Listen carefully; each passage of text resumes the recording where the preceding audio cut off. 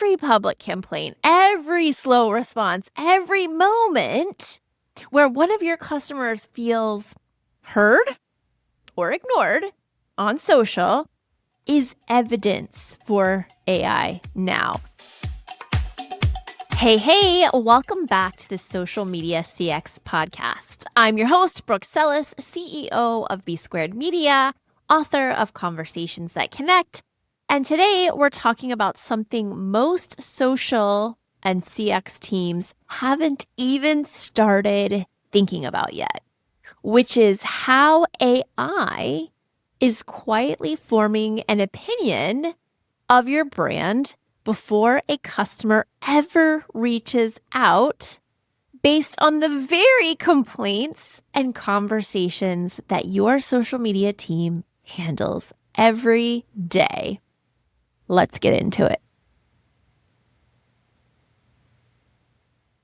Want to give today's guest a real introduction because her work is reframing something that most of us haven't thought about yet. Katie Artz is here to talk to us about AI visibility. Katie is the founder and CEO of No Fluff, which is a B2B AI visibility firm that helps companies with things like benchmarking, analytics, competitive assessments, and really understanding how they may be recommended inside of AI search tools like ChatGPT, Gemini, Claude, Perplexity, you name it.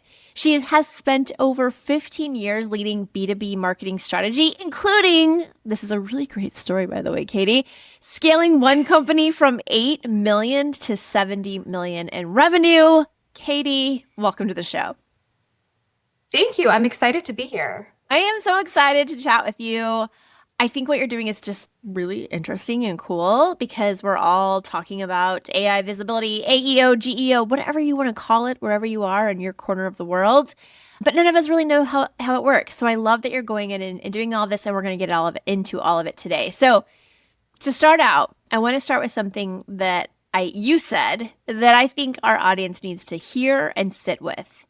And what you told me was that AI doesn't just crawl a website and then forms an opinion about your brand, right? It's not just going to the website and then saying, oh, talk to Katie's brand about this, blah, blah, blah.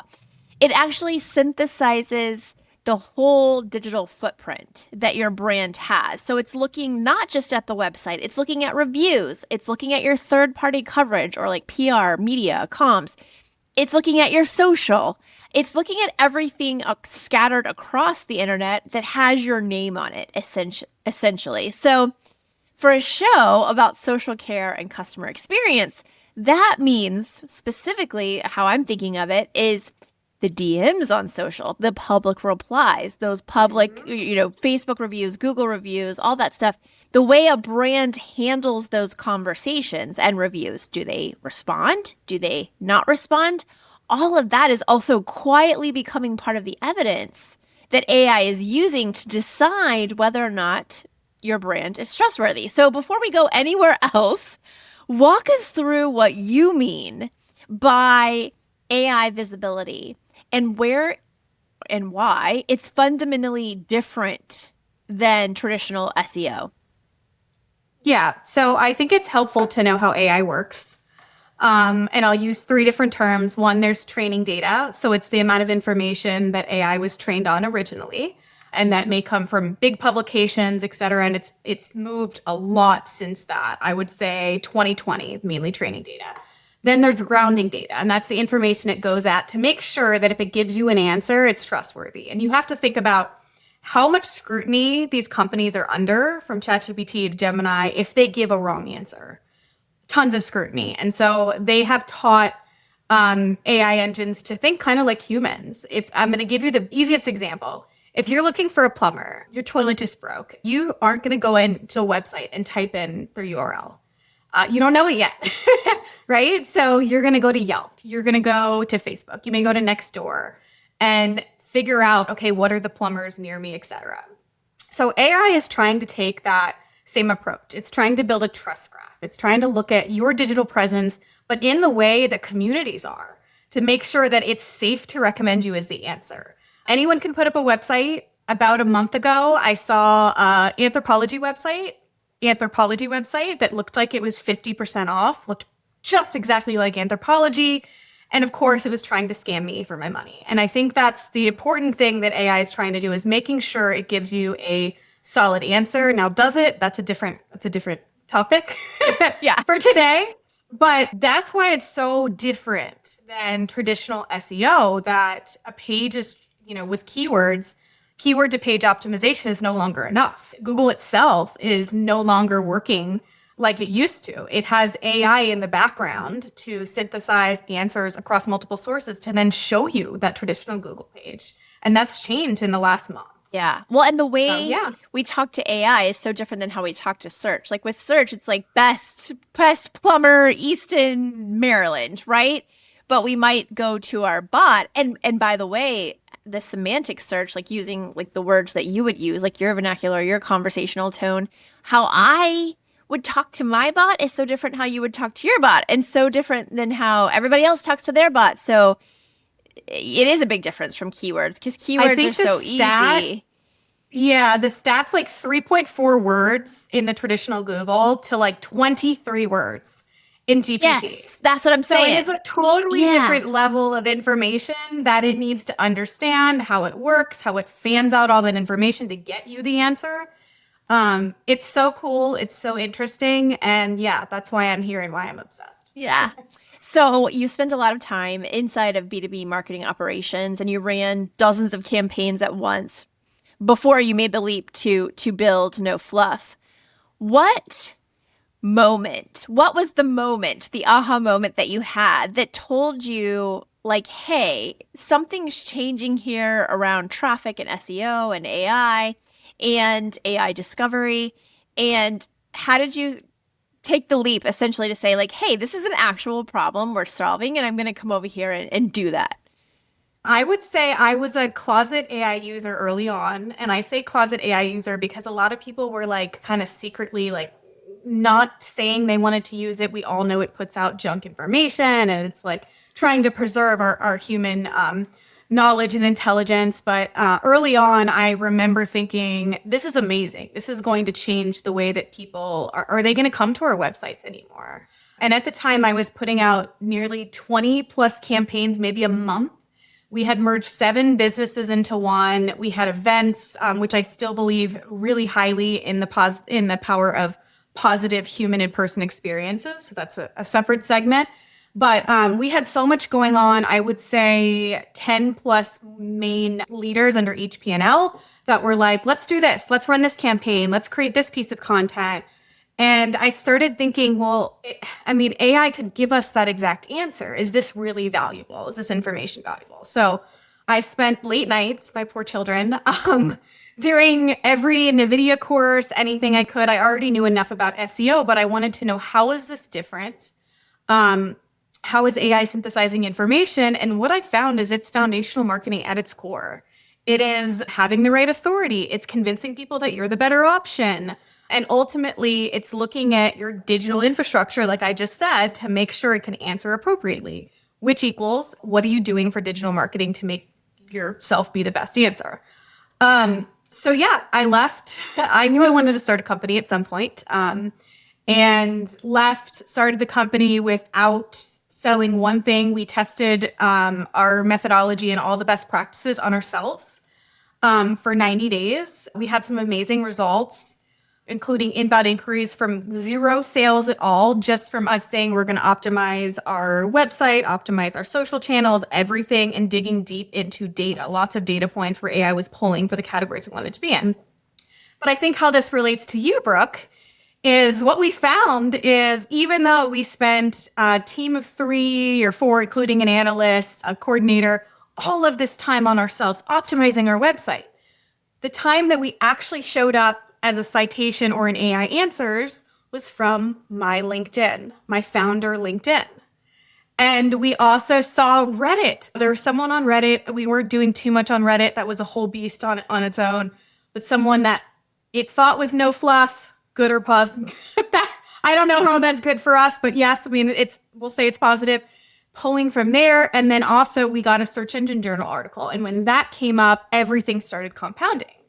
And then inbound inquiries, my LinkedIn reach was higher. But what we were doing was essentially answering the questions that we wanted to show up for on every channel.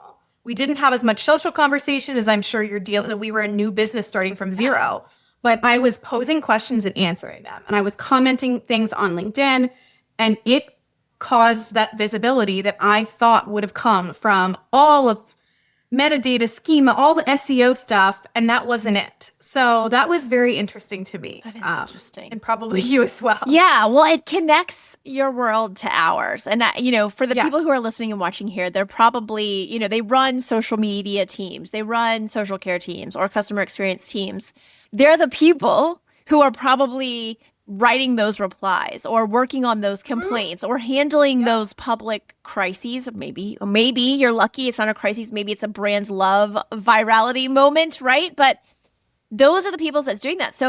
So if AI is synthesizing a brand's entire footprint, including reviews and those public conversations, what does social media, the posting of content, and what does social care, the managing of those conversations and interactions, how are they so they're already playing a role in how brands get described instead of an AI answer is what you're telling me. So what happens? You're doing the answering, you're doing the work. Great. Love it. Obviously, that's what we do. But what happens for a brand, say, who doesn't care? Maybe they care, they just don't have the resources, whatever their situation is. They're not responding to those comments. They're not responding, reaching out to people who leave negative and positive reviews. They're not focused on the social side of all of this. Do you think that's going to be a detriment? Do you think it's going to be no big deal? I know it's a gut feeling here, but what do you think about people who aren't doing it? It's going to be a problem. So the way I think it's still, whether you're posting or you're commenting and you're engaging, all of that is somewhat of a social media interaction. And the way that AI wants to be answering questions. So if you're doing a post that's answering a question, or you have a question that someone asked and the social care team is responding to it, there are two different ways that AI can find that information, right? You're posing it in the way that it can extract. It sees the question, it sees an answer, or it's phrased as an answer. So if your website, I'll give you an example about kind of building the trust graph. If it says, you offer 24/7 world-class support, but all of a sudden, there are tons of complaints on Reddit or on X, and people are tagging you and they're missing DMs, they're missing other things, AI is first going to say, okay, if someone asked about that brand, if you ask a question, hey, I want to know about XYZ brand, you're probably going to see that information show up that, hey, there might be some credibility, reputation issues. But that's going to go then downstream. Because when someone asks, I'm looking for the top in this industry, it's probably going to find someone else in that case. So I always say there's two levels. There's a brand reputation level of AI search, just knowing what AI thinks about you, how you're positioned, correcting inconsistencies, making sure it doesn't confuse you with someone else. Good example is we were a new company called No Fluff. A lot of people use that word. We're not a stuffed animal. We had to correct that information first. And then after that, once you're correcting that information, we are the ultimate, the no fluff that AI you need to know, it's then putting us in the answer, top B2B, et cetera. But we have to have good reputation. We have to have, positive responses. We have to have the Q&A answers so it can see that information. Yes. So it is absolutely essential. It's the mismatch in brand reputation in order to be in category questions. And all of it matters. Follow up there, because it sounds to me if we're in that little hypothetical comparison that you gave, it sounds to me like sentiment, which is, so when we talk about sentiment in social care or social listening, we're talking about the tone of the conversation. Was it positive? Was it negative? Or was it neutral? So positive would be oh my God, I love your new coffee beans, right? Positive sentiment. Negative sentiment would be Katie, you said you were going to deliver my shoes on Monday and it's Friday and they're still not here, right? Negative sentiment. Neutral is just hey, Katie, what do you do? What does No Fluff Right. do? Right? There's Yeah. no positive, negative. It's a question. There's no positive or So negative. it Yeah. sounds like part of what AI is looking at to decide between the two companies who have a presence, one has a good social presence, one has maybe not one, they both have great websites. It's going to look at the sentiment and say, okay, company B that has all of this social love and they're responding to people and the sentiment is more positive, I'm going to recommend as a positive solution. Whereas company A that might not have those things could get recommended, but the AI might say, but, here are two brands, but this one seems to have more positive conversation or reviews. Am I right? Yes. Okay. And actually, I think that's really important. So we're doing benchmark and analysis for brand reputation even. So while I'm talking about what would buyers be asking in AI to then get information, you think that someone you might hire is going to ask, is this a good company? Yes. And so we are working with a company that, had positive and negative, some negative reviews. And when you ask AI, hey, I might be considering a job with this company, should I? It's pulling from Glassdoor. It's pulling those negative responses. And if you don't address those, you're going to have a hard time with recruitment. Yeah. So there are so many use cases in actually analyzing AI data, whether it's for specific, buyers or specific, employer use case instances.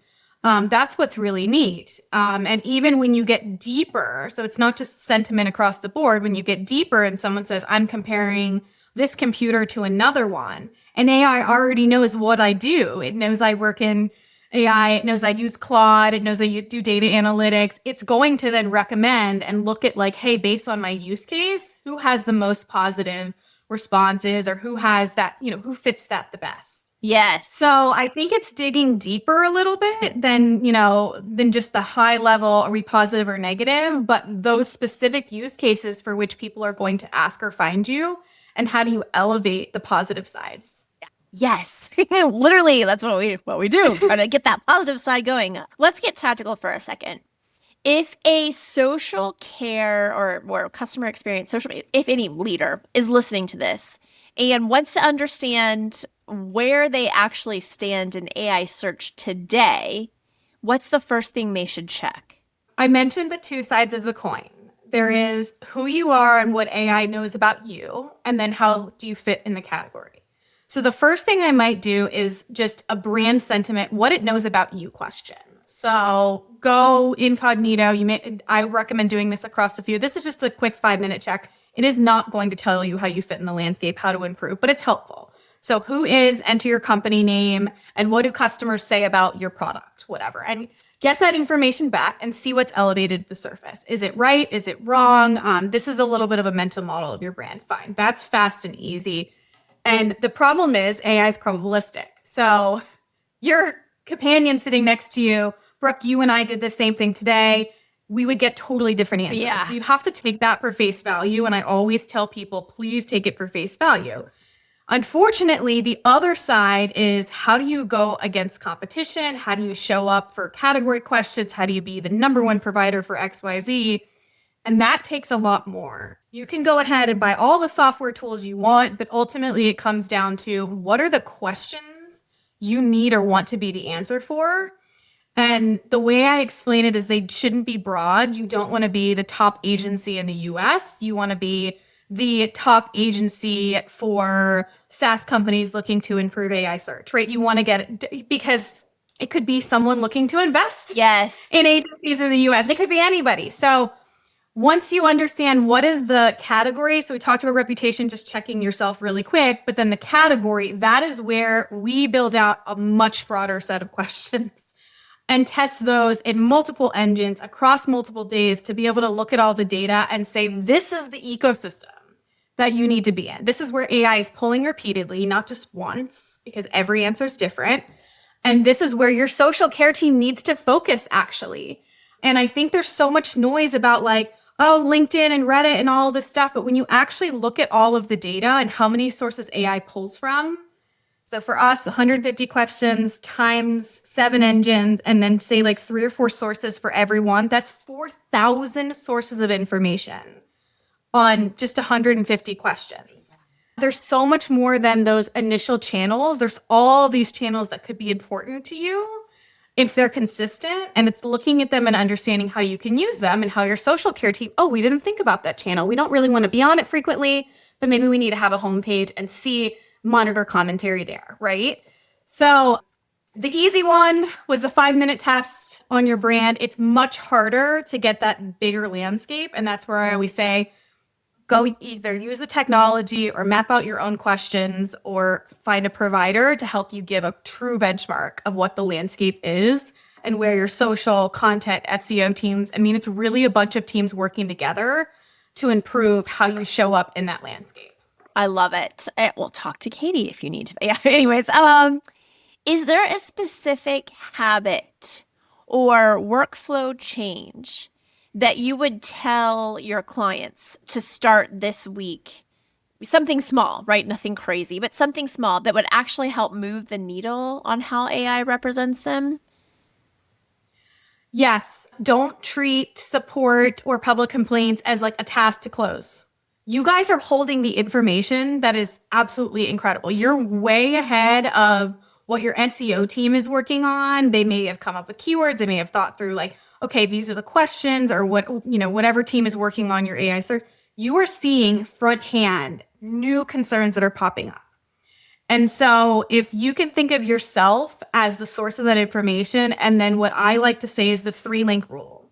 So if there's a common customer complaint, how do you build 2 other pieces? If you're addressing that on social, great. How do you address it in 2 other places? So if you see that AI looks at Medium, which I know a lot of people aren't on Medium. We used Medium when we got cited for it. We took our blogs. We also put those on Medium. Address that question on Medium. Use it as a content piece. Address that on your site in your FAQs. So if you take that and you say, how do I put that in 3 other places? Take it up to a strategic level to your other teams. That's really going to help. So smart. I love that. That's link 1. So take the response to the negative comment, create more content, create 2 more pieces of content from 2 that. more pieces. Okay. Yep. And that's it. That's it. That's it. That's so easy. That's so easy. I mean, you asked for one. I think you asked for one. I did, page, but right? I'm like, oh my God, that's so easy. But yeah, like, see how easy that sounds? And I thought this was going to be hard. I mean, it is hard, but that's an easy part. You're going to take, it can be a lot. There could be a lot of questions, right? Yeah. But if there are ones that are absolutely repeated frequently, that is like a number 1 flag, do it. But you're holding the data that people aren't seeing that is coming in real time. Yes. And it's so hard that it's stuck within a social team, which is great. You guys are addressing it, but it's actually strategic. It's competitive. It is. It's how do you're answering something to differentiate yourself against a competitor. They can move to someone else. And so if you lift that up and put that on other channels, AI will see the consistency.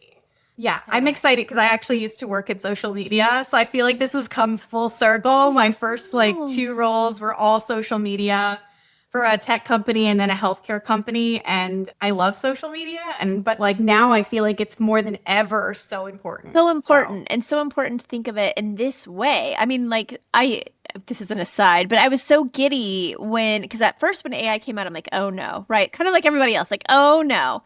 But now I think more than ever, our tagline, which is 15 years old, is think conversation, not campaign. But now with AI, I think that's even more true. So in a way, it's so much more important. I was scared. And now I'm like, no. AI is actually making what we do more important. Yeah. I love it. I love it. Before I let you go, I want you to tell everybody who's watching or listening about your AI visibility framework. AI visibility benchmark. Benchmark. Yes. I'm like snapshot, benchmark, framework. Okay. Benchmark. And where they can find it. So if someone listening wants to see where they actually stand right now, you have a place for them to start. I will put the link, by the way, if y'all are watching or listening to this, into the show notes, which are the transcript, wherever you're watching or listening. But Katie, tell everybody about it. Yeah, and I'll make it easy. So nofluffmktg.com. We also have No Fluff Marketing, and we haven't redirected it yet. We will. But just go there first. I don't want to try and say /AI visibility benchmark. That's really long. What it is we simply give you an idea of where you stand in the AI landscape. So both from the brand reputation standpoint, like I mentioned, how AI is surfacing your company, where it may be confusing you with other people, to the competitive landscape. And we actually do something that kind of looks like a matrix from you know who, that shows, hey, here's your competitor, here's where you are.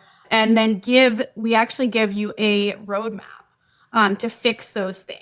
And you are welcome to hand those off to an existing agency team, an existing consultant that you have on board or internally. But the goal is to say, hey, these are the questions. So we work with your executive team, one meeting to understand what is the specific highest margin, most important revenue driving product solution industry. We build out the questions that people might ask in AI and then give you what I just said. What is your brand reputation for that? Where are competitors standing? And then how do you fix that? How do you improve it? How do you become the absolute recommendation? Yes. And Brooke, I think the only thing that we didn't talk about here and that I think people need to realize is really different than just AEO, and this is an SEO activity, is, and I'll use an explanation. You don't want to just be a top. When someone asks, hey, I'm looking for a top apartment complex or the best apartment complex for 3 bedrooms for dogs in California. Fine. You're part of that list. Great. You want to be the top recommendation. So an example would be they'd have 20% more square footage for their 3-bedroom apartments. They have specific dog walking pathways. 50% of the leases there have pets. And they also have more than 3+ years. They renew their lease, long-term Yes. tenant. Yeah, context and clarity, right? That's just, it's just God, I feel like this is what AI is when you boil it down. It's just all the context and all the clarity. Yes. And the more that you can say, how do I make myself absolutely no contest against any competitor, the best option out there, whether it's data, whether it's something you guys do that no one else does, that'll help you be the surfaced answer in any question. While we do Tense 150, the goal is to become the recommendation in any of those use cases that you want to capture, whether the question is varied or written in a different way, right? You are the best possible answer. So yeah, that's, I think, the most important thing that people need to think of. It's not just like, how do I pull the data and be that specific answer? It's how do I be the best? Last question. What's the one thing that you wish every social media practitioner, anybody who's working in social media, understood about AI visibility that almost no one is getting right just yet? So first, their role is going to be way more important than anyone knows, especially as AI gets more sophisticated and anyone can make up any information about yourself and just put it online. Second is, how do you, let's get tactical here. Take the top 10 most uncomfortable questions that you address frequently and send those up to senior leadership. How do you say, these are frequent? Yes, I'm addressing them. We're addressing them in this way. But how else do we address them on our website? How do we address them in a way that we have the best answer for them? The most context with the most context with the most clarity. No, you're saying it like yes, you gave the example. Go. You gave the example of the apartment, right? It's our 3 bedrooms have 20% more square footage. We have actual dog paths for walking or a dog run or whatever it is. Our tenants usually stay for an average of 5 years or longer. Exactly. Context and clarity, and taking those complaints, creating the 2 more pieces of context and doing it with context and clarity. I love it. I really do. Yeah, and always don't, but 3-link rule, factual, answer first. I mean, there's so many tips here and there, but really, I think it goes back to looking at the data, looking at what people ask first. What are they asking? You don't want to show up for random things. What are buyers actually asking? Yes. That is so important. Out of the context of your own business, out of your own lingo. A lot of people try to lean into their own lingo that only they know internally. Yeah. So you guys see it front hand. So I think that's really exciting. And so if there's more of a connection between social, SEO, AEO, how do we build pods, teams that talk about this and figure out how to disseminate those questions and answers across multiple channels, the more efficient you'll be in showing up as an AI recommendation. Love it. Thank you so much, Katie, for sharing your AI visibility knowledge with us, because I know it's such an area that we're all trying to wrap our arms around and not be confused about. And I think your answers were super clear and contextual and helpful. So thanks. All right, y'all. You heard it here straight from Katie. AI isn't just looking at your website or your homepage. It's reading your history, your entire digital footprint. And it doesn't matter if people are talking about you and you're not a part of that conversation. You should be. Social care, social listening. Hello. But it doesn't matter if you're not a part of it. It's still being used to train AI on what people think about your brand. Every public complaint, every slow response, every moment where one of your customers feels heard or ignored on social is evidence for AI now. It is quietly shaping what AI tells the next buyer about who you are before they ever pick up the phone or click a link or fill out a form. Social care was always about protecting trust in the moment, but now it's also protecting trust in the answer. As always, if this show is helping you think differently about customer experience, social care, return on investment on social, AI answers, AEO, please give us a little rate and review. It helps us bring on more brilliant voices like Katie's and keeps our community growing with intention. Until next time, everybody, think conversation, not campaign.